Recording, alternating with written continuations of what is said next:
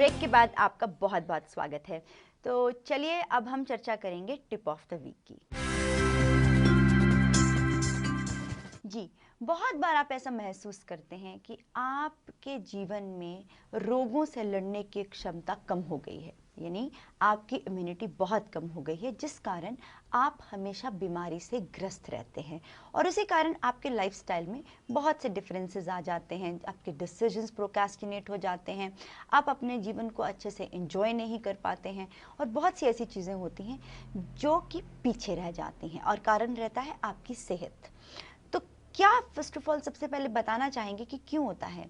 कहीं ना कहीं अगर आपकी इम्यूनिटी प्रॉब्लम चल रही है, यानी कि आप रोगों से अच्छे से लड़ नहीं पा रहे हैं, तो उसका कारण सूर्य का आपकी जन्म कुंडली में निष्फल होना।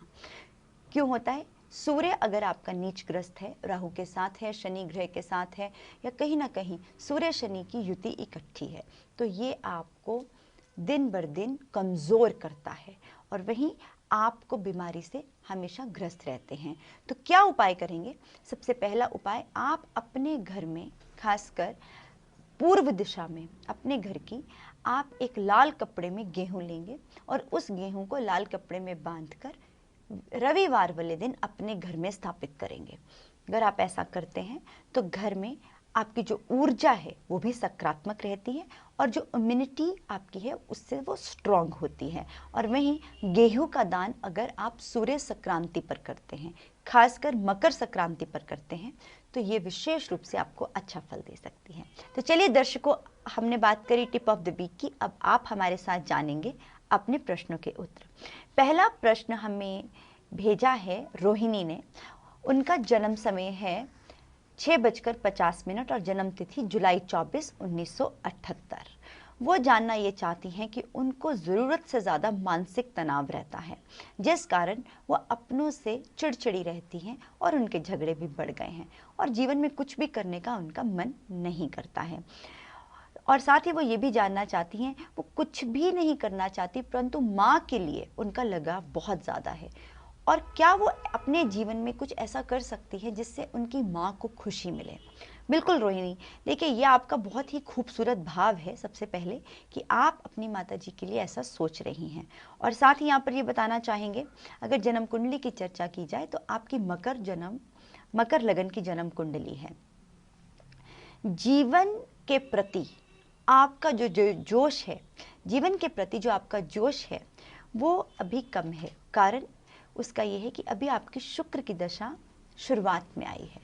जब भी शुक्र की दशा या किसी भी ग्रह की दशा शुरुआत में आती है तो हमारे जीवन को बदलाव में लाती है, परिवर्तन होता है, और किसी भी प्रकार का परिवर्तन कहीं ना कहीं दुखदाई भी होता है, यानी कि हमें अपनी कन्वीनियंस शेल से बाहर निकलना पड़ता है।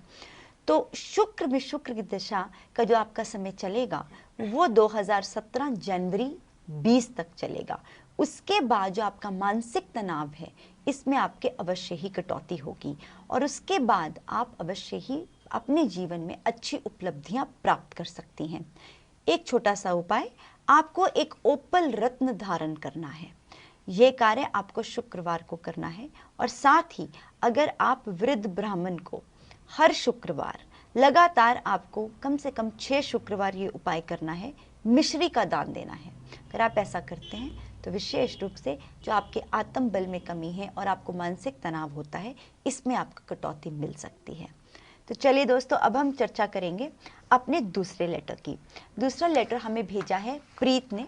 उनका जन्म तिथि है फरवरी 10, 1983 और साथ ही जन्म का जो उनका समय है वो सुबह 3:30 पे है।